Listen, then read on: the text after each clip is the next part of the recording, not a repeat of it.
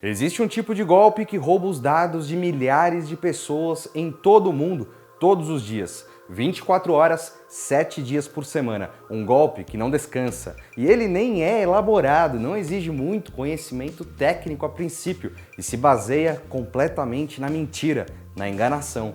Os especialistas de cibersegurança chamam esse tipo de golpe de phishing, uma pescaria na tradução literal da palavra.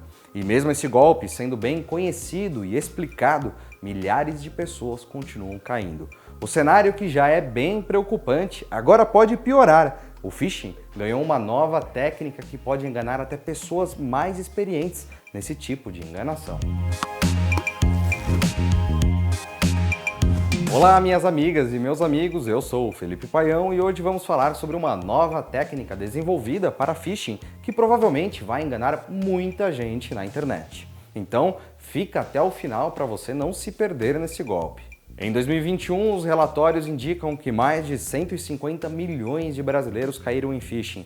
De maneira resumida, o phishing é uma mensagem que chega até você por e-mail, SMS, WhatsApp ou redes sociais com a intenção de te enganar e roubar seus dados. Por dados, podemos falar desde informações pessoais, senhas de sites específicos, até informações bancárias. Essa mensagem pode aparecer como uma promoção muito tentadora, um dinheiro a mais que você pode receber, alguém se passando por um conhecido seu e fazendo algum pedido, uma mensagem falsa do diretor da sua empresa, etc. É uma mensagem que te engana ao ponto de você cometer uma ação em que repasse uma informação desejada pelos criminosos. Segundo uma pesquisa da Avast, que envolveu mais de 1.000 usuários do antivírus, em 2020, cerca de 39% dos usuários de seus produtos toparam com algum tipo de phishing na internet. Em 2021, esse número pulou para alarmantes 55%.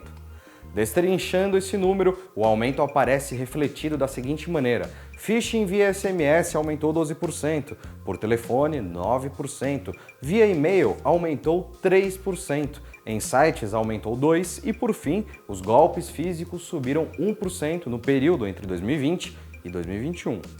E esse golpe também dá dor de cabeça. Segundo a Avast, 42% dos pesquisadores tiveram a paciência de ter que alterar as senhas de todas as contas na internet. Enquanto isso, 27% ainda teve que cancelar o cartão de crédito ou débito. O número também fica preocupante quando revelado que 1 a cada 5 deles tiveram os dados pessoais roubados via phishing. Agora que você teve esse panorama, vamos entender a nova técnica de phishing que pode aumentar ainda mais esses números. Um dos ataques de pescaria que engana muitas pessoas envolve a URL de sites. Por exemplo, sites falsos com domínios muito parecidos com o original, mas com alguma letrinha diferente que pode passar despercebida, como um O no lugar de um 0. Nessa nova técnica, o domínio que é exibido para a vítima é o real, com todas as letras formando perfeitamente o nome real de um site, ou seja, não existiria qualquer indicação de falsificação para um olhar atento sobre a URL. Segundo o pessoal da empresa de cibersegurança Kaspersky, a nova técnica se chama Browser in the Browser, algo como navegador dentro do navegador. Para não ficarmos repetindo esse nome estranho ao longo do vídeo, vamos usar a sigla BitB. A Kaspersky explica que o BitB foi descoberto por um identificador de vulgo MrDocs. Ele percebeu que os meios modernos de criação de sites, que envolvem ferramentas HTML, CSS, JavaScript, se tornaram tão avançados que podem exibir praticamente qualquer coisa na página, desde campos de qualquer cor ou forma até animações que imitam os componentes móveis da interface. Isso significa que um phisher também pode usá-los para simular uma página completa de um serviço diferente dentro do seu próprio site.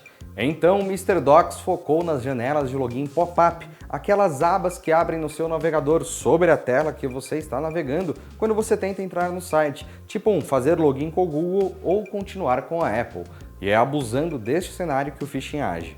Após a criação de um site falso com uma URL que simula um site verdadeiro, como se fosse um clone, cybercriminosos podem colocar um botão de login pop-up e é nesse ponto que o BitB age. Para explicar melhor sobre essa nova técnica, convidamos o analista sênior de cibersegurança Red Team, Renato Borbola.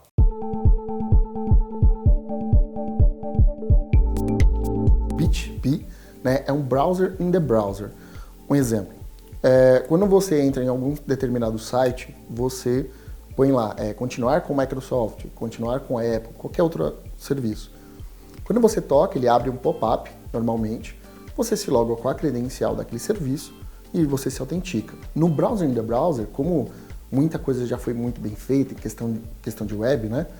O JavaScript está muito avançado. Então, o que eles fizeram? Eles conseguiram criar uma janela, um pop-up, dentro do navegador. Ele está embedado na página. Então, quando você coloca lá, se autenticar com Microsoft, por exemplo, ele vai abrir uma página com o endereço exatamente da Microsoft, microsoft.com/login/office 365, enfim. E aí, olhando, você não nota nada de diferente que é um phishing, você vai se autenticar e você vai estar entregando a sua credencial pro atacante, e aí você vai ver que não se autenticou, aconteceu alguma coisa, né? Ele te voltou para a página da home, e aí você percebe que houve o ataque.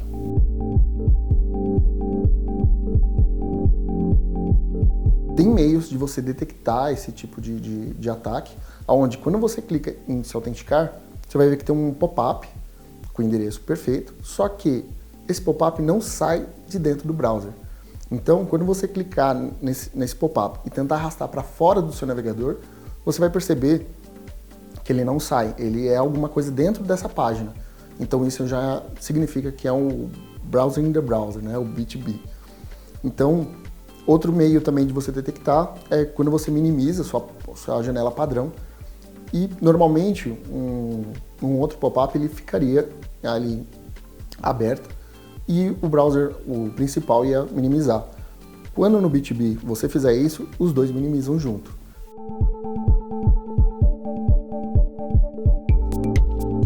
Se você utilizar um serviço de DNS, por exemplo, eu gosto de utilizar bastante o NextDNS, onde você consegue criar uns filtros e você consegue realmente insights, né, o nome de domínio verdadeiro.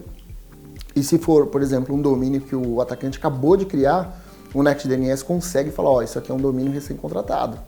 Então isso aqui pode ser um alerta. Então ele pode te gerar esse tipo de alerta para você falar, mas que estranho, por que a Microsoft tá me dizendo isso, né? Você vê o endereço.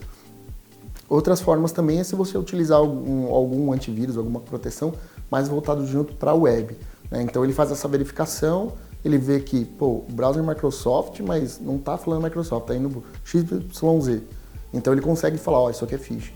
Tá? Então tem essas proteções, né, que você consegue atribuir junto com você. E um outro, que eu sempre digo, é o segundo fator de autenticação. Por exemplo, se você se logar num B2B, você entregou sua credencial, só que ele vai pedir um token. E aí o atacante não vai ter acesso porque ele não tem esse token, né? Então você tanto pode ter o token via aplicativo, né? O SMS hoje já está defasado, se um atacante fizer essa troca de SMS com você, ele vai acabar recebendo e consegue acesso. Então, tanto pode ter a autenticação via aplicativo, quanto pode ter via USB. Tá? Então, você coloca lá, ele vai pedir o login e senha. O segundo fator de autenticação é um USBzinho, né? É uma YubiKey.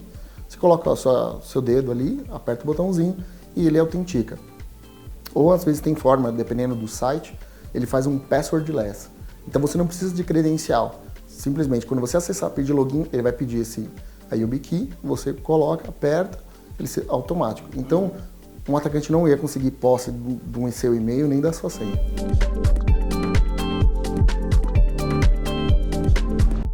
Bastante. Ela para um ambiente mais corporativo, né? Então isso é realmente alarmante, tá? Porque um desenvolvedor, alguém de TI e tal, vai acabar esbarrando nisso. Isso é normal, às vezes num GitHub da vida a gente consegue se autenticar com outro serviço. Então, se for uma página falsa, a gente está habituado a acabar clicando, a gente vai lá, se autentica e acaba caindo nesse golpe.